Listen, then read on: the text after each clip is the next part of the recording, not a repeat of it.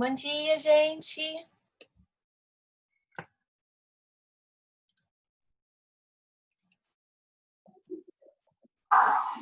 Bom dia. E aí, seu Bom dia. Bartô? Oi, professora. Tudo bem? Bom dia.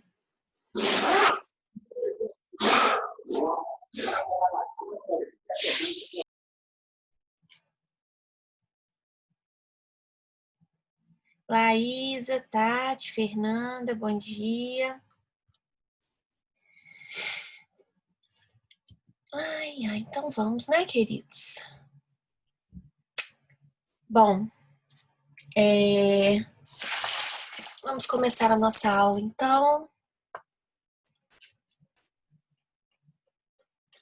Vamos lá, então, gente. Recadinhos. Deixa eu admitir a Larissa aqui. Bom, recadinhos. Para quem faz os atendimentos presenciais, né, os atendimentos do NPJ. Hoje a gente vai fazer um atendimento, eu, a Larissa e a Laísa, de uma senhora, e aí depois a gente conta mais lá no grupo como é que foi, tá?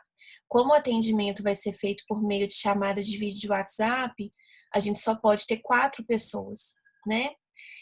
Por enquanto, dependendo, né, dos recursos tecnológicos, a gente pode até fazer pelo Zoom. Só que tem gente que é muito simples, tem gente que tem mais dificuldade, então aí a gente faz mesmo pelo WhatsApp, tá? Então hoje a gente tem um atendimento às 11 horas, estou finalizando a aula. Laísa, você já pode ligar para ela. Laísa não, Larissa. Já pode ligar para ela, tá? Por meio lá do nosso grupo. Adiciona a Laísa, já faz a chamada para a gente poder começar as orientações dela. Antes a gente conversa no grupo, né? Assim, não sei se você já colocou ela, tem que passar para a Laísa também o que está acontecendo e tudo, mas a gente conversa um pouquinho. Então vamos lá, queridos. A nossa avaliação suplementar é no dia 9, né? Avaliação suplementar de todas as pessoas que porventura tenham pego alguma suplementar será no dia 9, todas, né, no mesmo dia. Ela vai iniciar às 6h30 da manhã. Ah, então ótimo, Laísa. Ela vai iniciar às 6h30 da manhã e vai terminar às 11h10, tá? Então ela inicia uma hora antes, mas ela termina no horário normal. Seu Bartô tá passeando na rua, seu Bartô. Pode ficar passeando não, seu Bartô, mas tá protegido. E aí, o que acontece? A gente vai fazer vai fazer essa suplementar, então. Vai começar às 6h30. Qualquer problema que vocês tiverem, vocês podem me acionar, né? Poucas pessoas vão fazer suplementar, mas quem for fazer, excelente prova. A avaliação suplementar é toda a matéria que a gente estudou até a aula de embargos de terceiro, incluindo embargos de terceiro. Então, é tudo que a gente estudou até embargos de terceiro. Então, cai a parte de tutelas, cai, né? Consignação e pagamento, ação de exigir contas, dissolução parcial de sociedade e embargos de terceiro, tá? Pode cair, né, gente? Porque é lógico, como são só 3 questões, eu não tenho como cobrar tudo, tá? Mas, né, com certeza, certamente eu vou cobrar embargos de terceiro, isso é fato. Que eu não cobrei na última prova, então eu vou cobrar nessa. Prova aberta, 3 questões, letra A e letra B, né? Uma análise de um caso na letra A, análise de um caso na letra B, ou qual que é o instituto na letra A, explicação na letra B, os mesmos moldes em que foi realizada a avaliação inicial. Qualquer pessoa pode fazer, né? O requerimento é até hoje, o pagamento também é até hoje, né? Não vão ser aceitos pagamentos fora, né? De hoje, depois de hoje não tem jeito, tem que ser até hoje. E aí o requerimento via TOTOS, pagamento também, emissão de boleto, tudo por lá, tá, gente? Ou e-mail, né, para a secretaria, se tiver qualquer dúvida, tá? Pode ligar lá na FAMIG também, né? Tem pessoal bem reduzido, mas tem gente lá, tá? Em caso de dúvidas, me chamem também no WhatsApp que eu ajudo, tá, gente? Então, boa prova, dia 9. Então, vocês não têm aula, né? Vocês têm apenas a suplementar. Dia 12 é o nosso fórum de discussão, né? Vence o nosso fórum de discussão. Muito provavelmente eu vou eu vou manter a aula dia 12 normal e vocês tenham, né, assim, a possibilidade de postar antes e tudo, que eu tinha comentado com vocês que eu estava pensando em talvez fazer aquela discussão de um postar a, a postagem do outro, né, do aluno que está representando o grupo postar, comentar a postagem do outro no dia 12, mas eu não vou fazer isso não, porque mesmo fazendo isso, eu acho que pode talvez, né, dar uma tumultuada, acaba extrapolando o horário, enfim, como a turma é mais numerosa e é o pessoal, né, do sexto e do sétimo, e aí a gente tem também a discussão entre o pessoal da manhã e da noite, por isso a importância de quem for fazer, né, quem for postar o seu comentário lá no fórum de discussão, postar o comentário em nome do grupo, especificando o nome de todo mundo do grupo, período e turno, né, para poder facilitar a identificação e o lançamento da nota, inclusive quando você for fazer o comentário do colega, você fazer dessa forma, da mesma forma como a turma é mais numerosa, gente, né? E eu acho que essa dinâmica vai ficar melhor se a gente não fizer no horário da aula, tá? Então, aula normal, dia 12, sexta-feira, né? A gente tem um feriado na quinta-feira, mas sexta-feira tem aula normal e a gente vai seguir a matéria, tá? É até bom que a gente termina a matéria com folga, né? Eu ainda consigo deixar, a gente tem aula dia 12, dia 19, dia 26, então eu vou ter ainda mais 3 aulas pela frente para dissolver o restinho da matéria.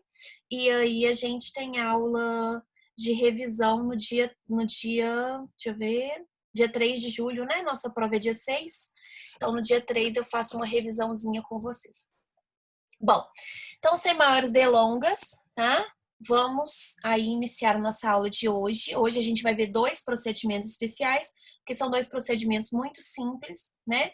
Na última aula a gente estudou a ação monitória, tá? E aí a gente viu que ela é super interessante, né? Que ela é um misto entre o processo de conhecimento e o processo de execução. Por quê? Porque ela faz com que haja a formação do título executivo judicial muito mais rápido do que se a gente estivesse diante de um processo de conhecimento. Então, é muito mais rápido. Né? Um procedimento também que o juiz, se convencendo do direito do autor, sendo direito evidente, o juiz, então, ele concede a tutela de evidência, nesse caso, e expede um mandado monitório de pagamento, né? Um mandado monitório de citação e pagamento. E aí o réu, então, ele já é citado para poder efetuar o pagamento no prazo de 15 dias.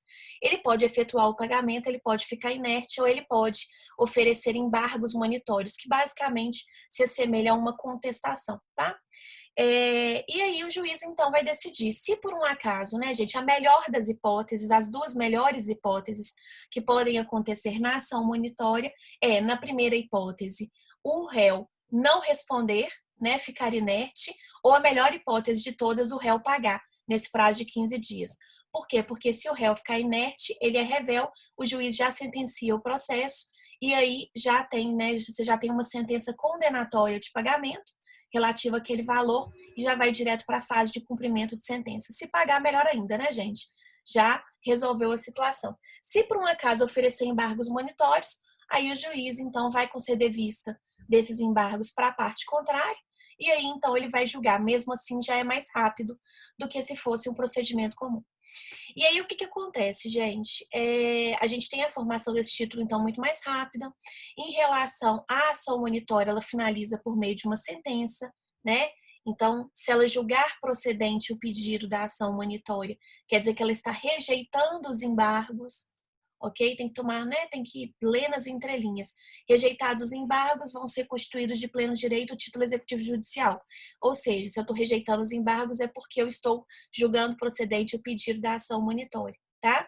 Se por um acaso a pessoa não responder, né? Se ela não se manifestar, ou, né, se ela efetuar o pagamento, extingue o processo. Se ela efetuar o pagamento com resolução do mérito, né? Se ela não efetuar o pagamento, também com resolução do mérito, entretanto, será uma sentença condenatória, tá? A apelação, ela é recebida no duplo efeito, o recurso cabível à apelação, que vai ser recebida no duplo efeito, ok? Então, sem maiores delongas, né, só para poder relembrar o finalzinho da última aula, tá? Eu vou passar então para a aula de hoje, que a gente vai tratar de oposição e habilitação. 2 procedimentos muito simples, muito leves. Imagino que vocês já tenham tido um contato com esse procedimento, porque vocês estão fazendo aquele trabalhinho, né? O AVA que eu passei para vocês, a VA4, é o questionário que vai ser entregue no dia 19. E a VA4, ela dispõe a respeito de todos esses procedimentos, então imagino que não seja nenhuma novidade para vocês, mas, né, é um procedimento que vale a pena a gente tirar todas as dúvidas a respeito dele, tá? Estudar mais profundamente. E aí, então, né, eu inicio a matéria com a oposição. A oposição, gente, ela por muito tempo no Código de Processo Civil de 73 foi tratada como uma intervenção de terceiros, tá? E a oposição, o raciocínio dela é muito simples. Vamos supor que o Robert e o seu Bartô estão tendo um processo em que se discute, gente, a propriedade dessa garrafinha, tá? Então, o seu Bartô e o Robert, eles estão aí, né, litigando um contra o outro, discutindo de quem que é essa garrafinha, tá? O Robert fala que a garrafinha é dele, o seu Bartô fala que a garrafinha é dele, tá? Então, eles estão discutindo a propriedade dessa garrafinha. Eis que, né, a Elaine, ela fala assim, opa, espera aí, por que que o Robert e o seu Bartô estão discutindo a respeito de uma garrafinha, sendo que, na verdade, essa garrafinha é minha? Então, o oposto, gente, ele entra na relação processual, ele ingressa na relação processual através de um processo que vai ser distribuído por dependência, tá? Essa oposição, para poder reivindicar para si a posse ou a propriedade daquilo que está sendo discutido entre as duas pessoas. Então, a Elaine, ela entra no processo, né, através da oposição, ela ingressa, né, por meio da oposição, discutindo que, na verdade, essa garrafinha não é nem do seu Bartô e muito menos do Robert. A garrafinha é dela, tá? A oposição é isso, né? Ela, na verdade, ela é muito simples, tá? Ela é muito simples. E aí, o que que acontece, gente? Por que que existe a oposição? Por conta da economia processual, né? O que que é melhor? É melhor você discutir, exatamente, você tinha que estar na oposição. É melhor você discutir dentro de um processo que está em trâmite ainda, né? Ou é melhor você esperar aquela ação acabar para depois você discutir? Por economia processual, então, sendo apresentada a oposição, gente, o processo é suspenso para que seja decidida, né, juntamente com o processo principal, a questão que está sendo discutida na oposição, tá? Então, vamos lá, né, para os detalhes dessa matéria, tá? A natureza jurídica, gente, é uma ação, tá? É uma ação. Né? Antigamente, como eu falei para vocês, ela era tratada como uma intervenção de terceiros, mas já naquela época já se tinha a ideia de que a oposição, na verdade, ela não vinha a ser uma intervenção de terceiros, e sim uma ação própria, né? É uma ação própria, tá? De certa forma, a gente tem um terceiro que está integrando essa oposição? Sim, gente.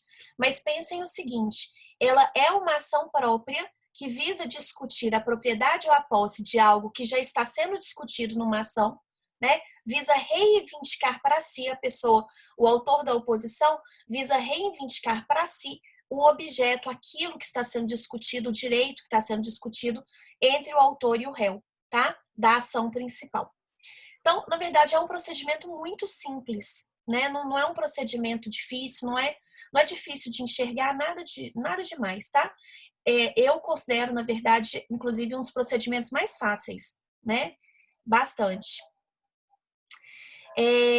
Porque, né, se a gente faz um raciocínio do que era e tudo, e dentro, né, das outras intervenções de terceiro, a gente tem que pensar que ela é um dos procedimentos mais simples, que tem, é muito simples mesmo, né? A petição inicial, gente, ela não tem nenhum requisito especial, basicamente os requisitos do artigo 319 e 320, tá?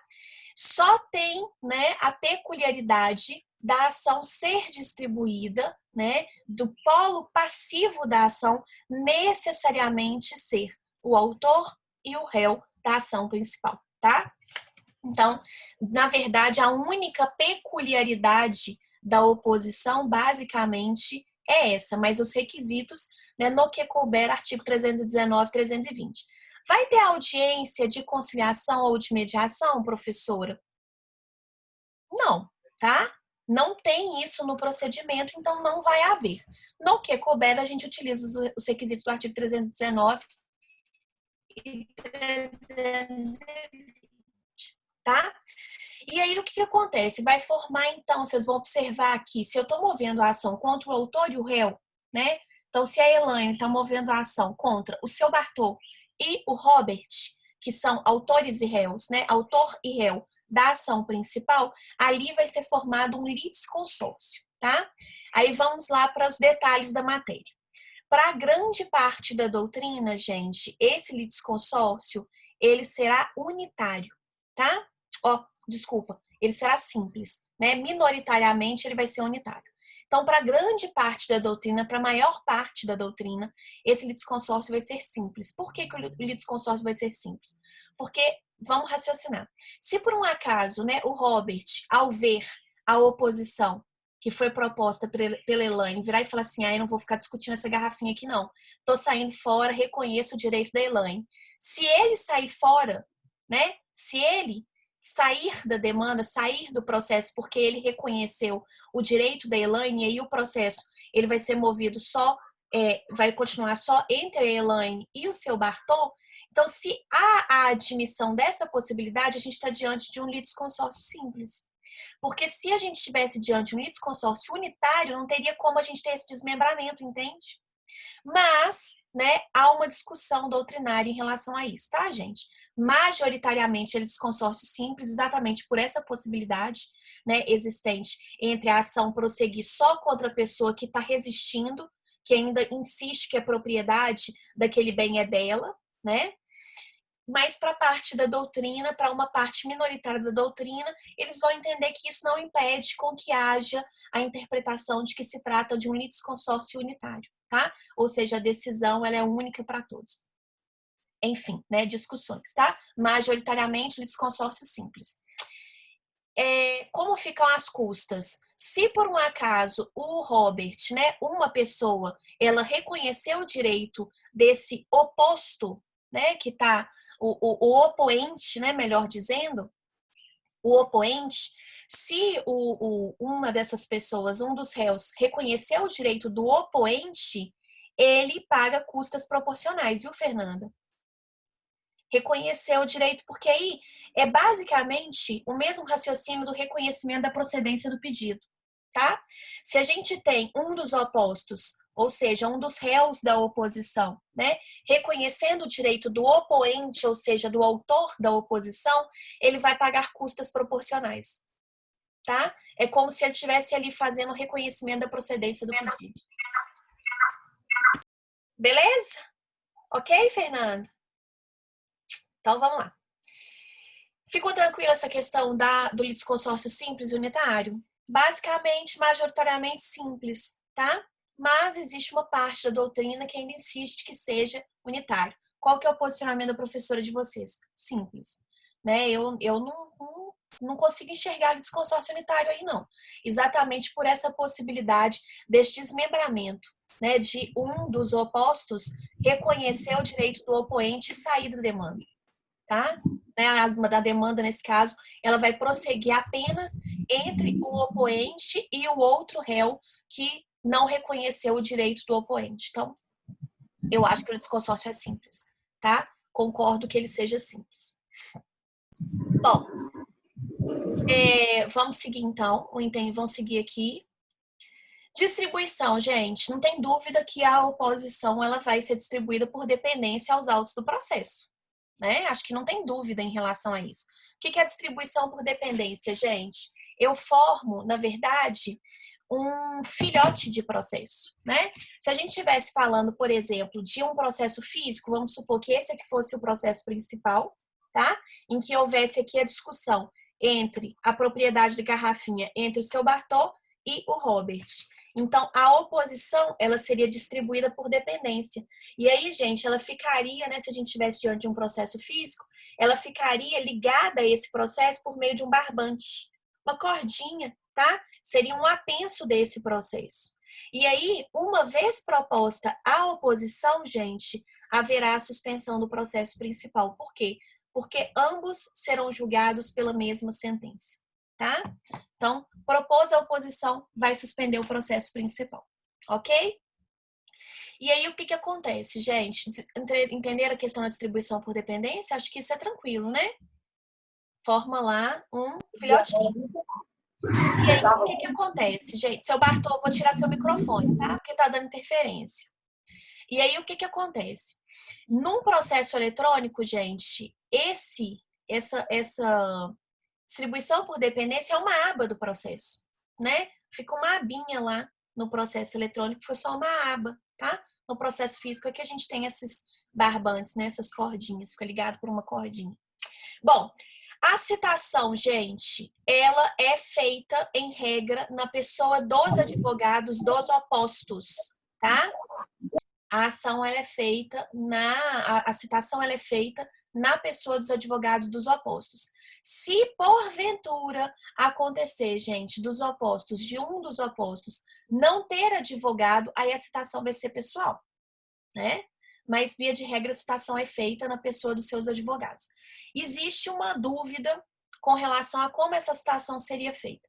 Para a parte da doutrina, essa citação seria feita mediante, igual é feita a intimação do advogado, por meio do Diário da Justiça, via PJE, tá?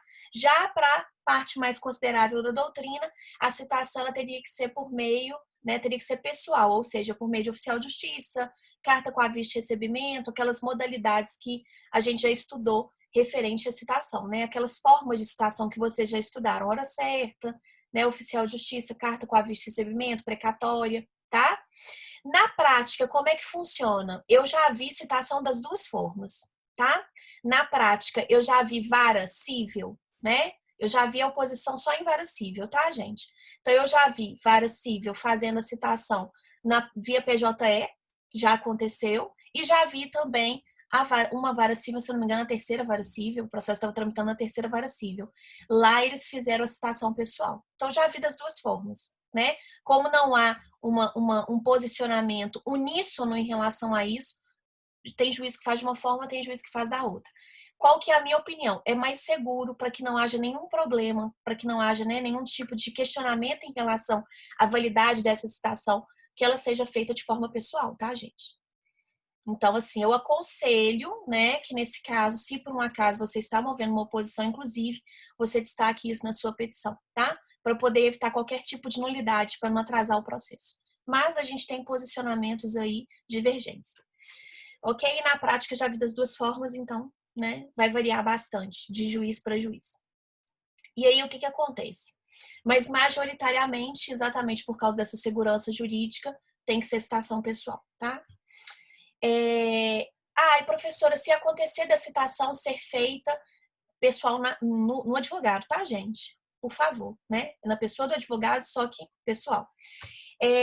Se por um acaso acontecer dessa citação do advogado não ter poderes para poder receber citação, professora, mesmo assim ele pode receber citação no caso da oposição? Sim, tá? Com relação a isso, a interpretação é única, né? Independentemente do advogado possuir ou não poderes para receber citação, como se trata de uma oposição, isso é próprio do procedimento, ele pode receber citação, tá? Né? Mas, enfim, isso é o entendimento nisso, tá? O prazo de contestação, gente, qual que é? A pessoa ela vai ter 15 dias para ela poder se defender, né? Os réus eles terão um prazo comum de 15 dias. E aí, vale a pena a gente fazer uma reflexão aqui. Eu tenho o Robert e o seu Bartô com procuradores de escritórios diferentes. Eles são réus, ou seja, né, a gente chama eles de opostos, tá? Eles têm procuradores de escritórios diferentes, sim ou não?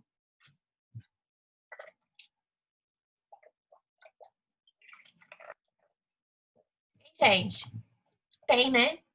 E aí o que acontece? Se por um acaso esse processo fosse físico, Vocês estudaram lá em processo de conhecimento, em processo civil 1, que se eu tiver procuradores de escritórios diferentes e processo físico, gente, os prazos serão contados em dobro. Não foi isso que vocês viram lá? Que a gente teria contagem do prazo em dobro?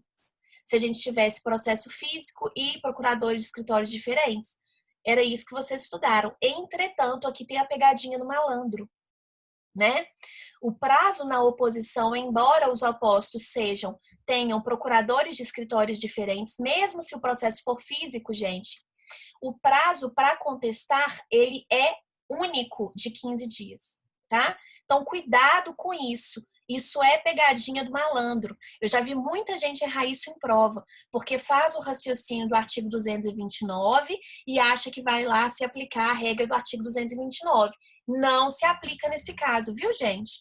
O prazo ele é único de 15 dias. Cuidado com isso. Vocês sabem quando eu falo cuidado com isso, é porque é para tomar cuidado mesmo, né?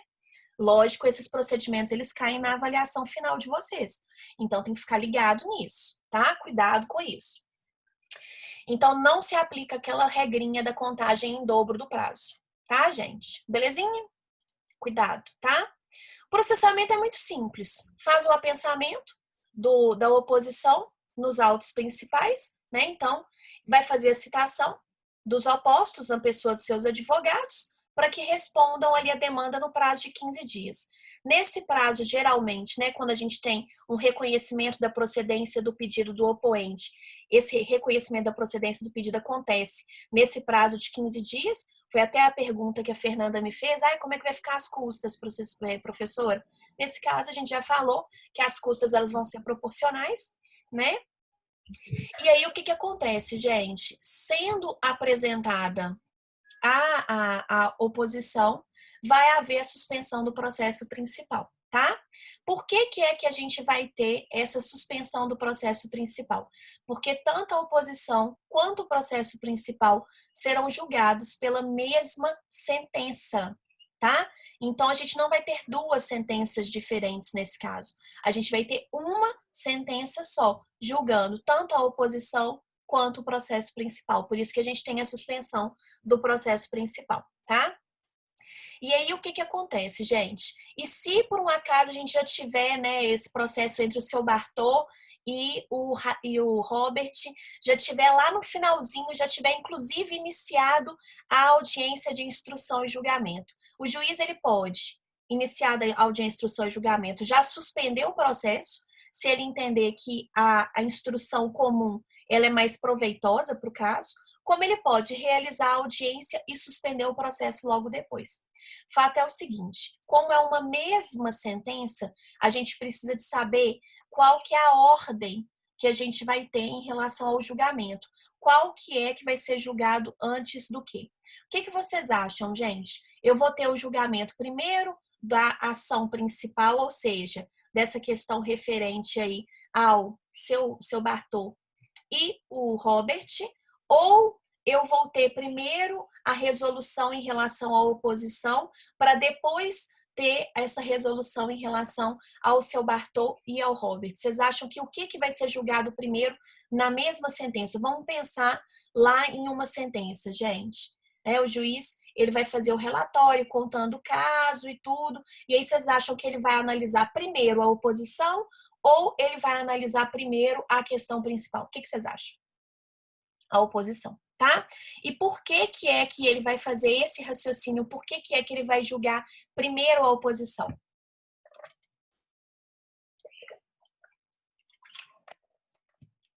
Alguém arrisca?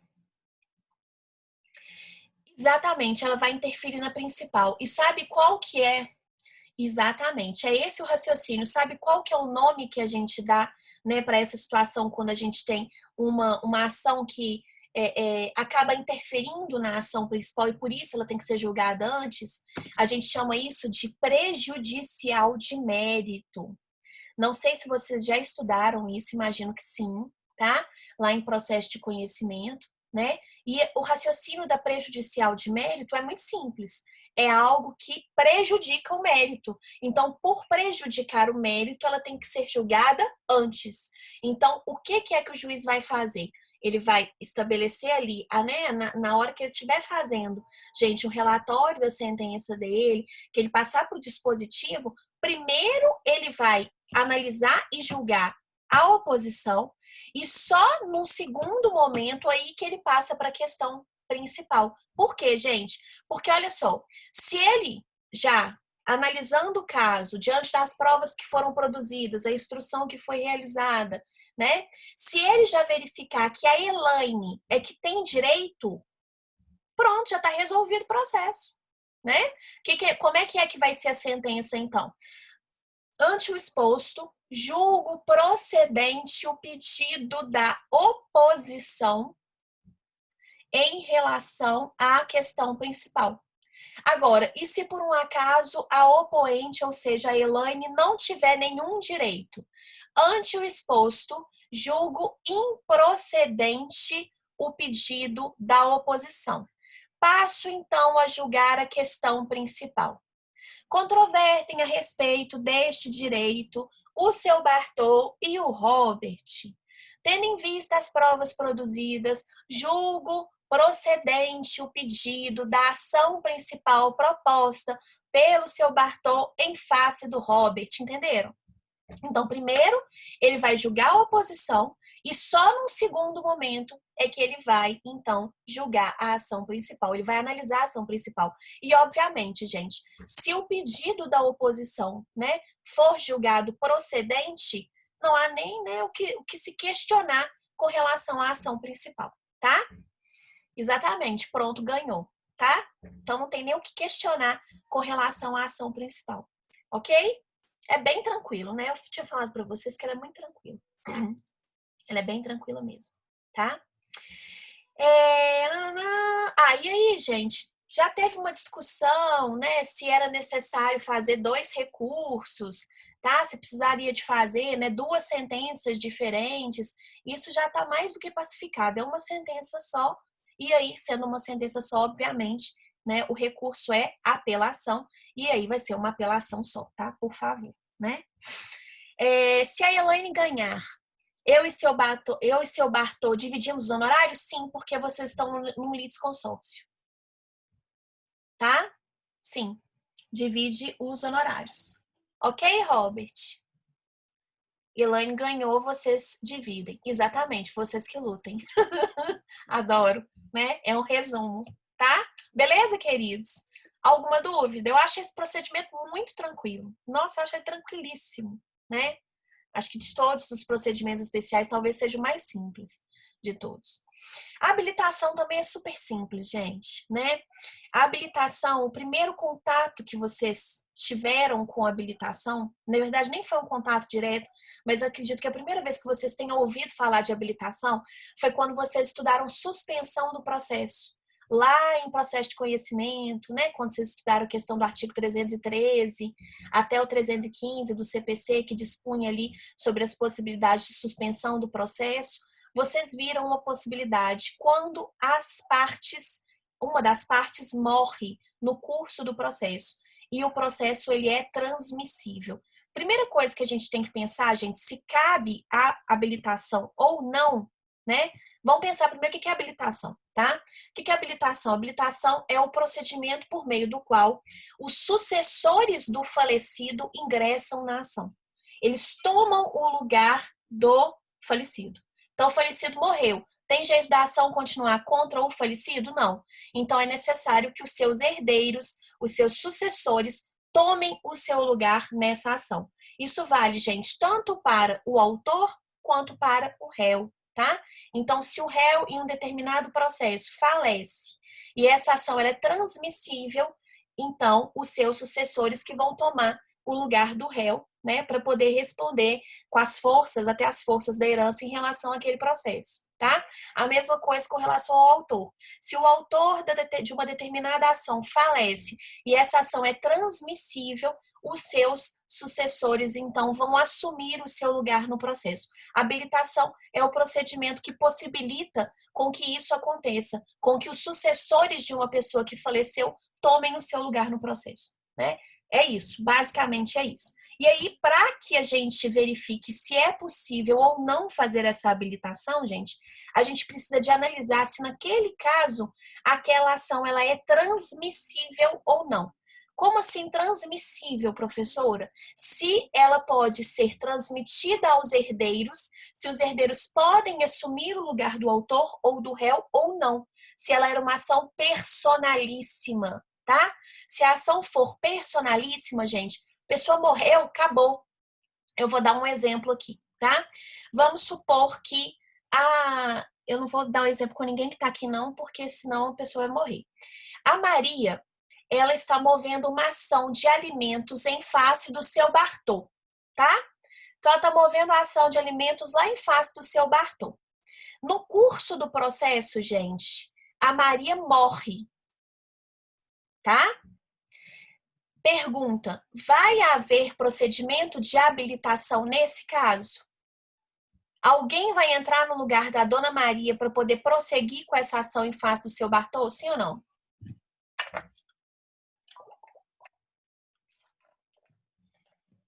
Vai, gente. Alimentos é personalíssimo ou não? Não tem jeito, né, gente? Alimentos é personalíssimo, tá? Então, se a pessoa que está precisando da pensão alimentícia morrer, acabou. Morre junto com ela o direito, tá? Então, seu Bartô acabou, né? Coitado, cadê o seu Bartô? Seu Bartô, inclusive, caiu, né? Se é personalíssimo. Então, seu Bartô, né? Ele acabou se dando bem, coitada. A moça morreu, né? Mas ele acabou se dando bem. Por quê? Porque quando a Maria morre, morre com ela o direito. Então, como essa ação ela não é personalíssima, não haverá nenhuma sucessão processual. Não haverá necessidade de se realizar a habilitação, tá? Agora eu vou dar o exemplo número 2, que inclusive é o exemplo que eu dei aqui no caso. Aí seu Bartô voltou. A Elaine falou, seu Bartô deve ter umas 7 ações. Aí o que acontece? Vamos supor que a Maria ela está movendo uma ação de indenização por danos materiais em face do José. Né? Agora eu vou colocar outro nome, porque senão a pessoa vai morrer, tá? E aí ela está movendo essa ação de indenização por danos materiais em face do José. E aí o que acontece, gente? O José morre. Pergunta: essa ação será transmissível para os herdeiros do José? Sim ou não? Os herdeiros do José vão ter que sucedê-lo processualmente para que essa ação ela seja continuada? Sim ou não? É possível essa transmissibilidade? Numa ação de indenização? É possível, tá? Então, nesse caso, a Maria, ela vai requerer que haja a sucessão processual, ou seja, que os sucessores do José ingressem na ação. E se fosse o contrário, professora, se a Maria que morresse? Mesma coisa. Como é uma ação transmissível, gente, os herdeiros, então, eles assumem o lugar da Maria. Tá? Nesse caso, como é uma ação de indenização por danos materiais, os herdeiros assumem o lugar da Maria, né? Os sucessores da Maria vão assumir o seu lugar e a ação continua normalmente, tá? Então, basicamente, a habilitação é isso. Se, por exemplo, gente, o direito for intransmissível, havendo a morte de alguma das partes no processo, né? E esse direito for intransmissível, haverá extinção do processo sem resolução do mérito, nos termos do artigo 485, inciso 9 do CPC, tá? Nas questões de ação de alimentos tem exceção? Se a pessoa que está requerendo a pensão, que está pedindo a pensão, Robert, que morrer, não, tá? Se a pessoa que está pedindo a pensão alimentícia morrer, não, porque alimentos é personalíssimo. E se a pessoa se o réu, na verdade, que morresse na ação de alimentos, aí nesse caso a gente pode pensar em uma substituição processual, sim, né? Mas aí, na verdade, a bem da verdade, eu considero que nem seria propriamente dito uma sucessão processual. Aí eu já considero que seria uma outra ação, tá? Mas vocês vão ver alguns doutrinadores dizendo que seria possível, né? Se o réu, na verdade, que falecesse, seria possível uma sucessão processual aí. né? A meu ver, não caberia sucessão processual, tá? Nessa situação, haveria extinção do processo sem resolução do mérito, e aí seria proposta a ação contra as outras pessoas que são co-obrigadas, né? Então, vamos supor, se o pai morre, uma criança está movendo a ação contra o pai, tá? Ação de alimentos. O pai morre. Aí poderia fazer a sucessão processual e colocar os avós? Eu entendo que não, tá? Eu entendo que aí haveria extinção do processo sem resolução do mérito e uma